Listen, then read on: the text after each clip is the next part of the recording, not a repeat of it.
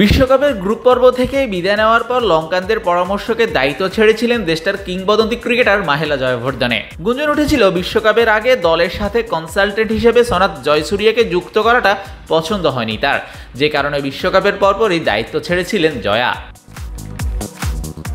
এবার জয়সূরিয়াকে দেওয়া হলো লঙ্কানদের দায়িত্ব, তবে পূর্ণ মেয়াদে নয়। দায়িত্ব পালন করবেন অন্তর্বর্তীকালীন হেড কোচ হিসেবে। ভারতের বিপক্ষে সাদা বলের 2 সিরিজ আর ইংলিশদের বিপক্ষে লাল বলের 1 সিরিজের জন্যই তাকে দায়িত্ব দেওয়া।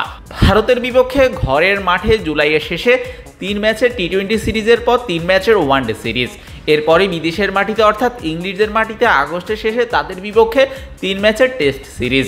আপাতত এই 3 সিরিজের জন্যই দায়িত্ব পেয়েছেন সাবেক অধিনায়ক। তবে খেলা ছাড়ার পরই সাম্প্রতিক সময়ে প্রথমবারের মতোই শ্রীলঙ্কার জাতীয় দলের সংস্পর্শে আসেননি জয়সূরিয়া। এর আগেও 2 দফায় শ্রীলঙ্কার প্রধান নির্বাচকের দায়িত্ব পালন করেছিলেন সনাথ। বিশ্বকাপ ব্যর্থতার পর ব্যক্তিগত কারণ দেখিয়ে দায়িত্ব ছেড়েছিলেন হেড কোচ ক্রিস সিলভারউড এবং মাহেলা জয়বর্ধনে। শাহরিয়ার শাওন, স্পোর্টস বাংলা।